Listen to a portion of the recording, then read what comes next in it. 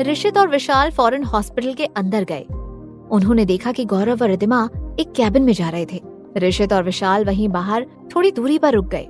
ऋषित तो फौरन रिद्धिमा के पास जाना चाहता था और उसे अपनी बाहों में भर लेना चाहता था, लेकिन अभी थोड़ी देर पहले रिद्धिमा ने जैसे रिएक्ट किया था, वो सोच ऋषित को कंफ्यूज कर रही थी।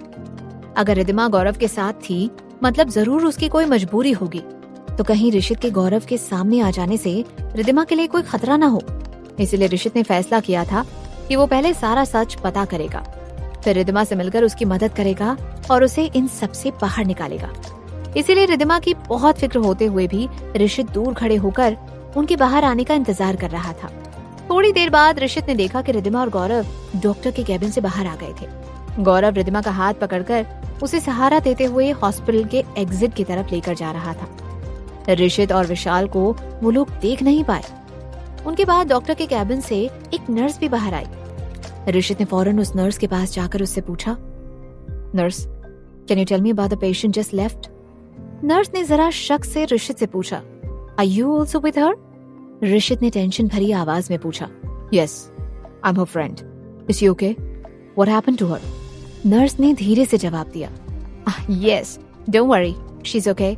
सच kind of dizziness can happen in pregnancy. इतना कहकर वो नर्स वहां से चली गई। ऋषित को तो लगा कि उसने कुछ गलत सुन लिया था।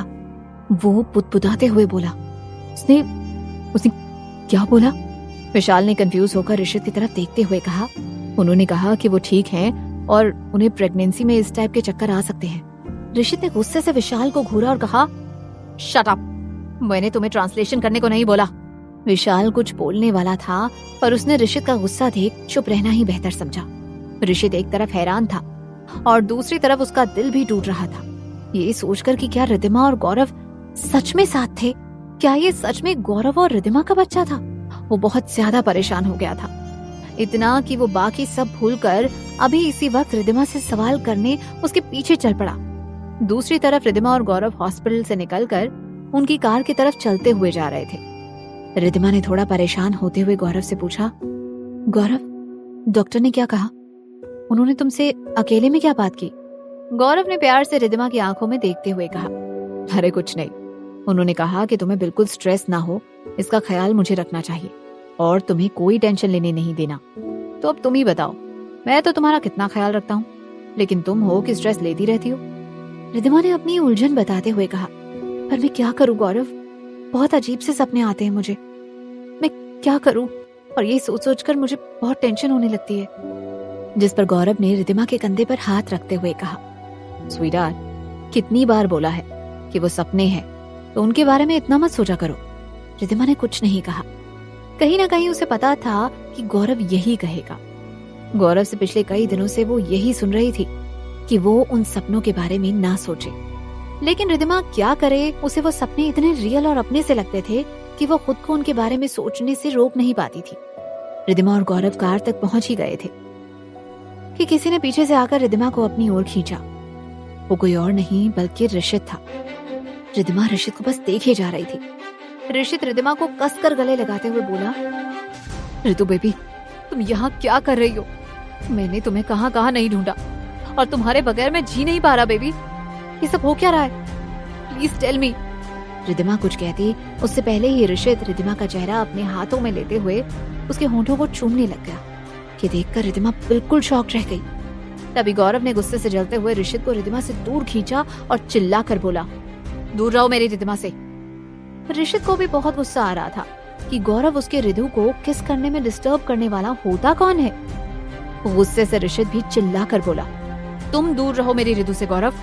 दोनों के ऐसे चिल्लाने से रिद्धिमा आखिरकार अपने शौक से बाहर आई। वो ऋषित को देखने लग गई। किसी अनजान इंसान ने आकर उसे ऐसे कैसे किस कर लिया, और वो उसे दूर धकेलने की बजाय उसके किस को एंजॉय कर रही थी। जब ऋषित उससे दूर हुआ तो उसे इरिटेट हुआ। क्या वो चाहती थी कि वो दोनों बस ऐसे ही एक दूसरे के पास रहें? गौरव ने रिद्धिमा का हाथ पकड़ते हुए कहा, रिद्धिमा चलो यहाँ से। फिर गौरव ने रिद्धिमा के लिए कार का दरवाजा खोला। ऋषित ने रिद्धिमा की तरफ देखते हुए कहा, तुम उसे ऐसे कहीं नहीं ले जा सकते। रिद्धु, तुम कुछ बोल क्यों नहीं रही? रिद्धिमा ने परेशान होकर ऋषित की तरफ देखते हुए पूछा, रिद्धु, क्या क्या मैं तुम्हें जानती हूँ? तुम हो कौन? ऋषित दंग होकर रिद्धिमा को देखने लगा। रिद्धिमा उससे ऐसे क्यों बात कर रही थी? उसे पहचानने से वो इनकार कर रही थी। तभी ऋषित को याद आया कि कैसे वो सोचता था कि रिद्धिमा मर चुकी थी, लेकिन जब उसने 4 साल बाद गौरव की पार्टी में रिद्धिमा को देखा था तो उसके पीछे गया था। तब भी रिद्धिमा ने कैसे उसे पहचानने से इनकार कर दिया था। शायद अभी भी रिद्धिमा उससे नाराज थी, तो ऐसे ही कह रही थी। यही सोचकर ऋषित ने फिर से रिद्धिमा का हाथ पकड़ते हुए कहा, रिद्धू प्लीज ऐसे मत बोलो। अगर तुम सोनिया के मामले की वजह से मुझे माफ नहीं कर पा रही हो तो कोई बात नहीं, तुम मुझे जो चाहे वो सजा दे दो, मैं तैयार हूँ, पर मुझे ऐसे छोड़कर मत जाओ। रिद्धिमा ने परेशानी से फिर से एक बार वही सवाल पूछा। मेरी कुछ समझ में नहीं आ रहा, तुम क्या कह रहे हो? तुम हो कौन? रिद्धिमा अपने दिमाग पर जोर लगाकर सामने खड़े इंसान को याद करने की कोशिश में थी। तभी गौरव ने रिद्धिमा का हाथ ऋषित के हाथ से छुड़ा कर कहा, तुम अपनी बकवास बंद करो, क्योंकि रिद्धिमा को मुझसे छीन नहीं सकते। रिद्धिमा और मैं हमारे आने वाले बच्चे के साथ बहुत खुश हैं, और तुम हमारी जिंदगी में जहर घोलने आ गए। ऋषित जोर से गौरव पर चिल्लाकर बोला, गौरव मल्होत्रा, मुझे पता है कि तुम मेरी रिद्धू को मजबूर करके उससे ये सब करा रहे हो, लेकिन मैं अपनी रिद्धू का साथ अब कभी नहीं छोड़ूंगा। ऋषित गौरव की कॉलर पकड़कर उसे धमकाने लगा। रिद्धिमा ने ऋषित को देखते हुए कहा, रुक जाओ, ये क्या कर रहे हो तुम? छोड़ो गौरव को। तुम हो कौन? मैं तुम्हें नहीं जानती, और ये सच है कि मैं और गौरव हमारे बच्चे के आने की खुशी में बहुत ही हैप्पी हैं। रिद्धिमा की बात सुनकर शॉक से ऋषित के हाथ से गौरव की कॉलर अपने आप छूट गई। गौरव ने रिद्धिमा का हाथ पकड़कर उसे कार में बैठने का इशारा किया। रिद्धिमा कार में तो बैठ गई, लेकिन ऋषित को देखे जा रही थी। फिर गौरव भी कार में बैठ गया। ऋषित हैरानी से देखते रह गया। कार तो चल पड़ी थी, लेकिन रिद्धिमा को न जाने क्यों ऐसा लग रहा था कि उसका दिल पीछे छूट गया था। धीरे से रिद्धिमा ने अपनी उंगलियों से होठों को छुआ। किसी अनजान इंसान ने उसे ऐसे किस कर दिया और उसे उस पर गुस्सा भी नहीं आ रहा था। गौरव ने तिरछी नजरों से रिद्धिमा को ऐसे करते देख लिया और उसने गुस्से से अपनी मुट्ठी कस ली।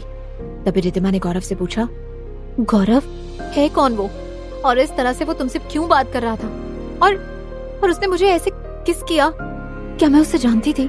गौरव इतना शातिर दिमाग वाला था कि अब तक उसने एक नई कहानी बना ली थी।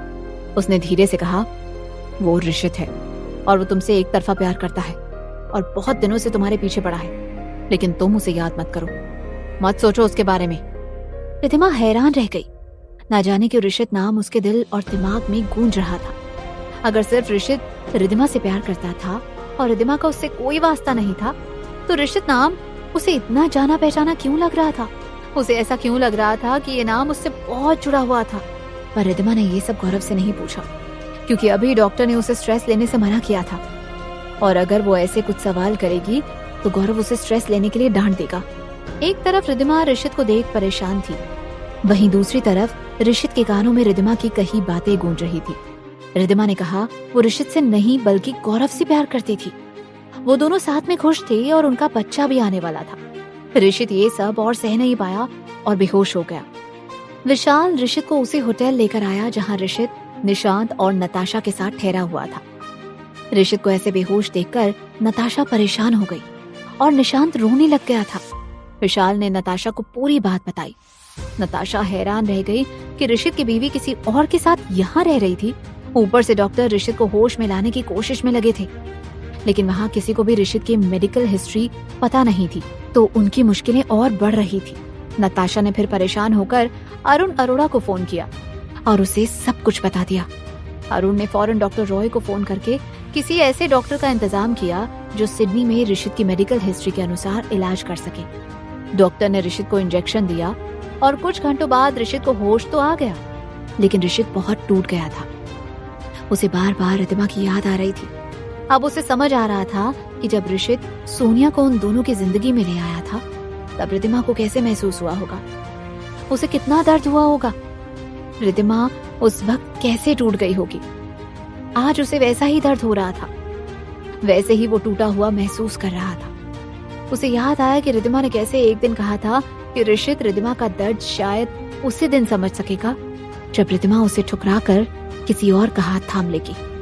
ऋषित की आंखों से पानी बहने लगा और वो खुद से ही पुतपुताते हुए बोला, सच में रितु, मैं तुम्हारा दर्द आज समझ रहा हूँ। अब समझ रहा हूँ कि तुम्हें उस वक्त कैसा लगा होगा। आज समझ आ रहा है कि तुम किस हालातों से गुजरी होगी। मैं समझ रहा हूँ रिदु, क्योंकि मैं भी वही दर्द झेल रहा हूँ। प्लीज रिदु, मेरे पास लौट आओ। प्लीज तुम ऐसे मुझे इतनी बड़ी सजा मत दो। ऋषित को ऐसे लग रहा था कि उसके गुनाहों की ही सजा उसे मिल रही थी। जैसे उसने सोनिया के लिए रिद्धिमा को हर्ट किया था, अब वैसे ही रिद्धिमा गौरव के लिए उसे हर्ट कर रही थी, और शायद यही उसकी सजा थी। तभी ऋषित को ऐसे अपसेट और रोते हुए देख निशांत ने आकर उसे गले लगा लिया और अपनी मीठी सी आवाज में उसने कहा, डैडी क्या हुआ आपको? आपकी तबीयत ठीक नहीं है? आपको कहीं दर्द हो रहा है? आप रो क्यों रहे हो? ऋषित को याद आया रिद्धिमा भी निशांत को ऐसे ही पूछा करती थी। निशांत एक तरह अपनी माँ की कार्बन कॉपी ही था। ऋषित की आंखें फिर से भर आई। तभी निशांत ने फिर से कहा, डैडी बताओ ना। ऋषित ने खुद को किसी तरह संभालते हुए निशांत को सीने से लगाया और कहा, कुछ नहीं हुआ बेटा, डैडी को। डैडी बिल्कुल ठीक है, तुम फिक्र मत करो और जाओ जाकर खेलो। निशांत ने ऋषित के गालों पर किस करते हुए कहा, अब आप ठीक हो जाओगे। मम्मा ऐसे ही किस करती थी मुझे, तो मैं भी ठीक हो जाता था। ऋषित धीरे से मुस्कुराया। रिद्धिमा चाहे कुछ भी कर ले, पर ऋषित और निशांत उसे अपनी जिंदगी और दिल से नहीं निकाल सकते थे। नताशा भी बाप बेटे का प्यार देख इमोशनल हो गई थी और उसने धीरे से कहा, सॉरी ऋषित, तुम्हें बेहोश देख मैं डर गई थी, इसलिए अरुण अंकल को फोन कर दिया। ऋषित ने बस ओके में सर हिलाया तो नताशा ने उसके सामने दवाई आगे करते हुए कहा, तुम्हारे होश में आने के बाद डॉक्टर ने ये दवाई लेने को बोला था। ऋषित ने बिना ज्यादा सोचे वो दवाई ले ली। तभी नताशा ने फिर से कहा, और डॉक्टर ने कहा कि तुम्हें स्ट्रेस नहीं लेना चाहिए। ये सुनकर ऋषित कड़वाहट से हंसा और उसने कहा, मेरी रिदु मेरे सामने उस गौरव के साथ चली गई और मैं स्ट्रेस ना लूं। नताशा ने कुछ नहीं कहा। भले ही नताशा और ऋषित दोस्त ना हो, लेकिन लगभग 3 महीनों से नताशा भी अरोड़ा मेंशन में रह रही थी और उसने देखा था कि ऋषित रिद्धिमा के लिए कितना परेशान था। हमेशा रिद्धिमा की यादों में खोया रहता था और उसी से नताशा को ये समझ आ गया था कि ऋषित रिद्धिमा से कितना प्यार करता था। तभी ऋषित ने खुद को संभालते हुए कहा, निशांत बेटा तुम जाकर अपने रूम में खेलो या फिर सो जाओ, काफी टाइम हो गया है ना। वो लोग काफी लंबा सफर करके आए थे, इसीलिए निशांत थक गया होगा, ये सोचकर ऋषित ने निशांत से ये कहा था। निशांत कुछ कहता इससे पहले नताशा ने कहा, मैं निशांत के साथ जाती हूँ। नताशा समझ रही थी कि ऋषित को शायद थोड़ी देर अकेले रहने की जरूरत थी, इसीलिए नताशा निशांत को अपने साथ लेकर चली गई। उधर गौरव के विला में गौरव रिद्धिमा के कमरे में था और वो प्यार से रिद्धिमा को बोला, देखो तुम स्ट्रेस मत लो और कुछ भी मत सोचो, दवाई लो और आराम करो, डॉक्टर ने तुम्हें आराम करने को कहा है। क्या वो बच्चा सच में रिद्धिमा और गौरव का था? क्या रिद्धिमा सच में ऋषित को पहचान नहीं पा रही थी? क्या होगा आगे जानने के लिए सुनते रहिए क्यों दर्द है इतना इश्क में, सिर्फ पॉकेट FM पर।